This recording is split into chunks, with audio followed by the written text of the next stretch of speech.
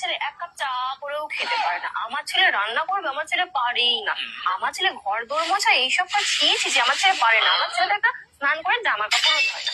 সেই সব মায়েদের উদ্দেশ্যে বলি, এটা কোনো গর্বের কথা নয়। আপনার ছেলেই যে এক কাপ চা করে খেতে পারে না, নিজের জামা কাপড়টা নিজে গোছাতে পারে না, এটাকে অকর্মণ্যের ঠিকই বলে।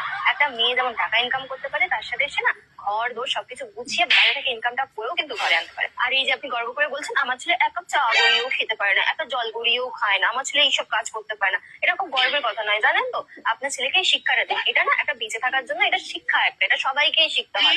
একটা মেয়েরও এটা শিক্ষা, একটা ছেলেরও এটা শিক্ষা। একটা মেয়ে যেমন বাইরে থেকে টাকা ইনকাম করে ঘর সংসার সামলাতে পারে, সেরকম একটা ছেলে যেমন টাকা ইনকাম করে তার সাথে এই নিত্য যে কাজগুলো এটাও শেখা দরকার। এই যে গর্ব করে বলেন আমার ছেলে জানে না, এটা আপনি আপনার ছেলেকে একটা অকর্মণ্যের ঢেকি বানিয়েছেন। এই যে আপনি বলছেন যে আপনার ছেলে এসব পারে না, এটা আপনার ছেলেকে শেখান। আপনার ছেলের জীবনে চলতে এটা পথে কাজে লাগবে। এটা বেঁচে থাকার জন্য প্রত্যেকটা মানুষের জীবনের একটা লড়াইয়ের মতোই পড়ে। এটা সবাইকে শেখা দরকার, সবাই জানা দরকার। আমার ছেলে পারে না, এটা গর্বের বিষয় না। আপনার ছেলে একটা অকর্মণ্যের ঢেকি, ছেলেকে শেখান। যেমন বাইরে টাকা ইনকাম করাটাও শিখতে হয়, সেমন ঘর সামলানোটাও একটা ছেলেরও শেখা দরকার, মেয়েরও শেখা দরকার, বুঝেছেন?